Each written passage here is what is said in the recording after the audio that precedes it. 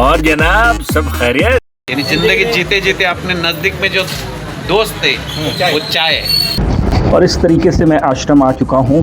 पाँव वगैरह धो लेता हूँ, इस मोबाइल को यहाँ पे रख देता हूँ ताकि अच्छा लगता है हमको। हम महाराष्ट्रीयन है। अच्छा, तो महाराष्ट्रीयन लोग ने पहनना चाहिए, सब लोग पहनना चाहिए। मैं इस वक्त नासिक में हूँ और कल मैं ट्रिप लेकर आया था, नासिक में ड्रॉप किया, फिर सीएनजी वगैरह भराया, तो काफ़ी लेट हो गया था। सुबह का वक्त है, तकरीबन मेरे हिसाब से घड़ी में 10:25 हो चला है। मैं दिन की शुरुआत करने के लिए निकला था। इडली खाया 2 प्लेट, वो भी बड़ा मॉर्निंग टाइम में ब्रेकफास्ट के तौर पे इडली खाना मुझे बहुत पसंद है। फिर इडली के साथ मैं चाय पिया। ये भाई साहब ने मुझे मोहब्बत से चाय दिया और इनके कैफ़े में जब मैं एंटर किया, दाखिल हुआ, तो बहुत सारी चीज़ें बड़ा इम्प्रेसिव की मुझे। जैसे यहाँ पे लिखा है, दूध से सिर्फ हड्डियाँ मजबूत होती है और चाय से रिश्ते, दोस्ती और मोहब्बत। क्या खूबसूरत लाइन है। उसके बगल में अगर मैं देखूँ तो लिखा है, कॉफ़ी पर सिर्फ दुनियादारी की रस्में निभाई जाती हैं, रिश्ते तो आज भी चाय पर ही बनते हैं। उसके बगल में मजबूत रिश्ते और कड़क चाय धीरे धीरे बनते हैं। उसके नीचे में मराठी में लिखा है, काफ़ी महर्जे प्रेम, चाह महर्जे आयुष। खैर मेरी मराठी उतनी स्ट्रॉन्ग नहीं है तो मैं नहीं समझ पाया। बहरहाल इनके बारे में मैं पूछूंगा भाई साहब से इसका मतलब क्या होता है। टपरी पर चाय वाले ने गिलास थमाते हुए पूछा, चाय के साथ क्या लोगे, या चाय के साथ कुछ लोगे क्या। जुबा पे लफ्ज़ आते आते ही रह गया, पुराने यार मिलेंगे क्या। बड़ा इंसान ज़िंदगी की भागम भाग में, भागम दौड़ में बहुत सारे दोस्त यार को भूल बैठता है जो बचपन के साथी हुआ करते थे, जो आपके मुसीबत में, आपकी परेशानियों में हमेशा काम आते थे। लेकिन इंसान जब एक शहर से दूसरी शहर तबादला लेता है, चेंज करता है, शिफ्ट होता है, तो पुराने दिन, पुरानी बातें, पुराने दोस्त, पुराने यार सब छूट जाते हैं। फिर उनसे बात भी नहीं हो पाता। मेरे ऐसे बहुत सारे दोस्त हैं जिससे 20 साल, 25 साल, कितनी पुरानी अरसे बीत गई, बात ही नहीं हुई है। फिर यहाँ पे लिखा है, नवरा बाय कोच्या। ये भी मराठी में मैं नहीं पढ़ पा रहा हूँ। उसके बगल में लिखा है, चाय की बात सुनते ही मुस्कुराने लगते हो, चाय की बात सुनते ही मुस्कुराने लगते हो, मेरी तरह तुम भी चाय के दीवाने लगते हो। और उसके बगल में, मोहब्बत हो या चाय एकदम कड़क होनी चाहिए। वो शिद्दत वाली मोहब्बत भी कभी कभी इंसान को तकलीफ़ देती है। वो डर वाली मोहब्बत जो शाहरुख खान जूही चावला से करता है, बड़ी ही शिद्दत से मोहब्बत करता था वो, लेकिन वो मोहब्बत एक तरीके से उस लड़की के लिए आजिज़ी बन गया था, क़यामत की तरह था कि वो इतनी मोहब्बत करता है लेकिन वो मोहब्बत हासिल करने के लिए क्या कुछ नहीं करता, और वो एक तरीके से फिल्म में विलन कहलाता। हालांकि शाहरुख खान के लिए बहुत ही बड़ी फिल्म थी वो, और बहुत ही कवरेज उस फिल्म के ज़रिए, बहुत ही नाम, इज़्ज़त, शोहरत उस फिल्म ने शाहरुख खान को दिया। और बेचारा सनी देओल शाहरुख खान के पीछे सारी फिल्म दौड़ता रहता है। बहरहाल तो भाई साहब से मैं पूछूंगा, भाई साहब को चाय वगैरह बनाने दे देता हूँ, या अगर भाई साहब फ्री है तो उनसे पूछूंगा ये तो मराठी लैंग्वेज में जो लिखा हुआ इसका मतलब क्या। आइए बात करते हैं इनसे पूछते हैं। ये है हैंडसम से भाई साहब, इनको चश्मा तो नहीं है, ना तो चश्मा लगाने में ज़रूर बोलता। वो जो दो लिखा है बड़ा ही खूबसूरत सा, एक काफ़ी महर्जे प्रेम, उसका क्या मतलब होता है। कॉफी का मतलब प्यार है और चाय का मतलब जिंदगी। अच्छा, ओ माय वंडरफुल। और नीचे में और एक है, नवरा बायकोच्या नाट्यपेक्षा। बीवी और नवरा बाइको का संबंध कैसे रहता है। अच्छा, बीवी और हस्बैंड और वाइफ का। हस्बैंड और वाइफ का, हाँ, उससे भी ज़्यादा अच्छा गहरा रिश्ता वड़ा और पाव का है। पाव रहता है वैसे उनकी जैसी लाइफ चलती है वैसे इसकी भी वड़ा पाव की अटूट बंधन है उनका। अच्छा, महाराष्ट्र का ये बहुत पॉपुलर डिश है वड़ा पाव, और वड़ा पाव जब लोग खाते हैं तो उसके साथ चाय पीते हैं। मैं एक चाय तो पी लिया हूँ, लेकिन और एक चाय पीऊँगा भाई साहब से पूछकर। तो जिस तरह हस्बैंड वाइफ का, हाँ भाई साहब क्या बोलेंगे, आगे भी है, ओके आगे भी है, ये आगे है। ओ माय गुडनेस, आप बताइए क्या है। थोडक्यात काय, समाधान म्हणजे चहा। समाधान बोलते तो सुकून। अच्छा, चाय पीने के बाद जो सुकून मिलता है उसी को समाधान बोलते हैं मराठी में। वंडरफुल। ये चहाचा गोडवा आयुष्यात हवा, चाय में जो मिठास है वो जिंदगी में चाहिए। ओके, जगण्यात जवळचा साथीदार म्हणजे चहा। यानी जिंदगी जीते जीते अपने नज़दीक में जो दोस्त थे वो चाय इसके बाद जो है चाय में डूबा हुआ बिस्कुट वो तो अपने को और प्यार में डूबा हुआ दोस्त किसी काम का नहीं है। अरे वाह, बहुत बढ़िया। जेवण नसेल तरी चालेल चाय मात्र आवड यानी खाना नहीं रहेगा तो भी चलेगा पण चाय चाहिए प्रत्येक प्रॉब्लम्स उत्तर शोधतो तो चहा म्हणजे यानी चाय पे है ना बहुत सॉल्यूशन निकलते बहुत सवालों के जवाब मिलते चर्चा करने के बाद बहुत बढ़िया। चाय जैसी उबल रही है ज़िंदगी, मगर हम भी हर घूंट का आनंद शौक से लेंगे। काश कि हम चाय हो जाते, वक्त बेवक्त तुम्हें याद हो आते। वाह, बहुत बढ़िया यार। ये मोहब्बत वाला अंदाज़ है, मोहब्बताना अंदाज़ आप कह सकते हैं, इश्क वाला अंदाज़ कह सकते हैं।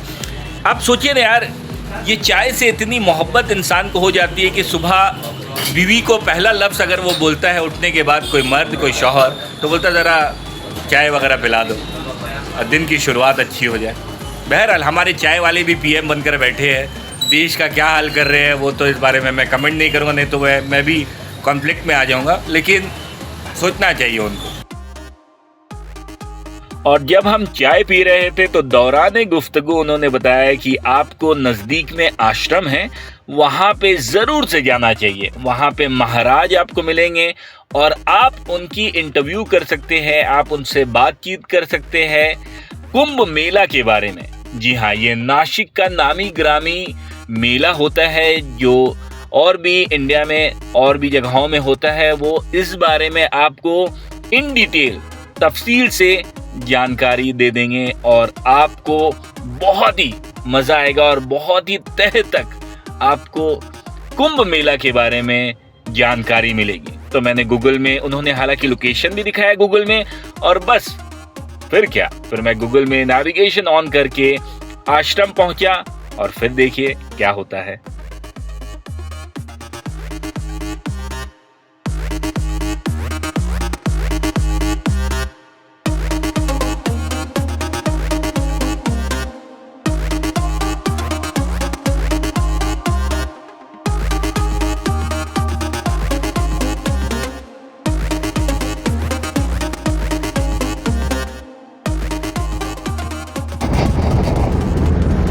और इस तरीके से मैं आश्रम आ चुका हूँ। पाँव वगैरह धो लेता हूँ, इस मोबाइल को यहाँ पे रख देता हूँ ताकि सही तरीके से मैं हाथ वगैरह धो लूँ, साफ़ हो जाऊँ, ताकि किसी को कोई शिकायत ना हो। गैजेट्स के बारे में थोड़ा ध्यान रखना होगा, कहीं गैजेट में पानी ना चला जाए। थोड़ा फ्रेश महसूस कर रहा हूँ, ठंडा ठंडा पानी है। Oh my goodness. फिर आगे बढ़ता हूँ और फिर इंटरव्यू लूँगा, वो तो आप देख पाएंगे डेफिनेटली, अपडेट तो करूँगा ही करूँगा।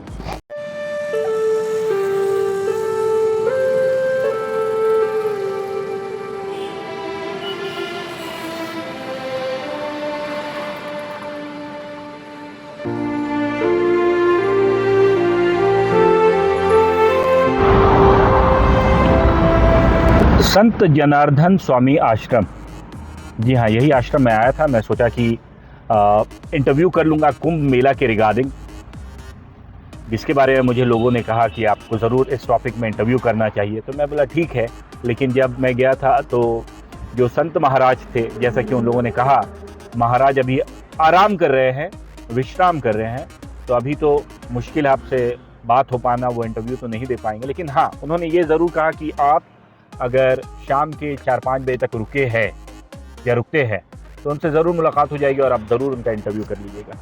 देखता हूँ, अगर मैं रुका तो वेल एंड गुड, और अगर मेरी बुकिंग आ गई तो मैं फिर मैं नासिक से निकलकर मुंबई आ चुका हूँ। और मुंबई जब मैं बैठा था यहाँ पे चाय पीने के लिए इस दुकान में, तो मैं सोचा वड़ा पाव खा लूँ या चाय पी लूँ। तो बहरहाल मैं वड़ा पाव तो नहीं खाया, लेकिन इडली ज़रूर खा लिया और चाय भी पी लिया हूँ। तो यहाँ पे एक शख्स से मेरी मुलाकात हुई। इन्होंने बहुत अच्छा लिबास पहन रखा है। मैंने इनसे पूछा कि क्या आप ये जो टोपी लगा के रखे हैं, क्या आप पंडित जवाहरलाल नेहरू जी को मानते हैं इसलिए आपने टोपी लगाया है, या क्या वजह है? जय महाराष्ट्र। पंडित जवाहर नेहरू जी भी पहनते थे। अच्छा। उसका देखे देखी सब अच्छा लगता है हमको, हम महाराष्ट्रीयन है। अच्छा। तो महाराष्ट्रीयन लोग ने पहनना चाहिए, सब लोग पहनना चाहिए। अच्छा। ऐसा कोई नहीं कि महाराष्ट्रीयन ही पहने करके। बम्बई के अंदर सब लोग पहनेगा तो अच्छा लगेगा। और ये अपना, मैं टैक्सी वाला, एक्चुअली तो टैक्सी वाला क्या है, टोपी पहनने से और एक वाइट कपड़ा डालने से उनको परमिट और लाइसेंस पहला दिया नहीं जाता था, बैच अच्छा। तो मेरे को कोई टैक्सी वाला जूना वाला आदमी लोग बताता है, इसके लिए हम लोग, मैं तो महाराष्ट्रीयन ही हूँ, जी। मैं यहाँ क्या बम्बई में बहुत कम पहनते हैं, मेरे को अच्छा लगता है इसके लिए मैं तो पहनता हूँ। पहले टैक्सी वाले के बारे में बता रहे थे, मतलब क्या उनके लिए अनिवार्य था, जरूरी था बिना टोपी लगाए और बिना बताइए। मैं ऐसा सुनता था, बताते मेरे को बम्बई के अंदर ग्रैंड रोड वाले या टैक्सी वाले जूने बताते थे, कम से कम नहीं बोलेगा तो 20 साल 25 साल वाले पहले वाले लोग बताते थे कि हमको 4 जेब व्हाइट शर्ट मांगता था, और इसके लिए क्या वो लोग पहला परमिट और ब्याज नहीं देता था, ये मेरे को बताते। मैं तो क्या अभी 2019 में निकाला हूँ, वो उसके पहले वाला मेरे को बताता है वो लोग। एक्चुअली क्या है ये तो जिसकी खुद की कार हुआ करती थी उनको व्हाइट ड्रेस, हाँ, और जिनकी रेंट में रहा करती वो थी खाकी ड्रेस उसके लिए कंपलसरी है उसके लिए। तो ये टोपी आप लोग महाराष्ट्र को रिप्रेजेंट करने के लिए पहनते हैं। मैं अपना खुद के लिए, मैं महाराष्ट्रीयन हूँ, मेरे को अच्छा लगता है इसके लिए मैं टोपी पहनता हूँ। अच्छा, क्या हाँ। नाम हुआ आपका? गुणवंत आनंदराव शिंदे, मैं इधर मीरा रोड में रहता हूँ। अच्छा। मेरा प्रश्न मैं लातूर जिले का हूँ, अच्छा, और मैं महाराष्ट्रीयन हूँ, इसके लिए मेरे को टोपी अच्छा लगता है। सब लोग पहनना चाहिए, ऐसा नहीं कि सब जात वाला सब धर्म वाला पहनना चाहिए, ऐसा कुछ। पंडित जवाहरलाल नेहरू जी को मानने वाले बता रहे जैसा, और जैसे बोलते हैं महाराष्ट्र में सारे लोगों को इस तरह के टोपी पहनना चाहिए, हमारा कल्चर से रिलेटेड है। तो बातों का सिलसिला इस तरह ये चलता रहेगा। मैं मुंबई आ चुका हूँ and I be meeting in the next vlog. तब तक के लिए अपना ख्याल रखिए, ध्यान दीजिए, बी सेफ, स्टे हैप्पी, जय हिंद।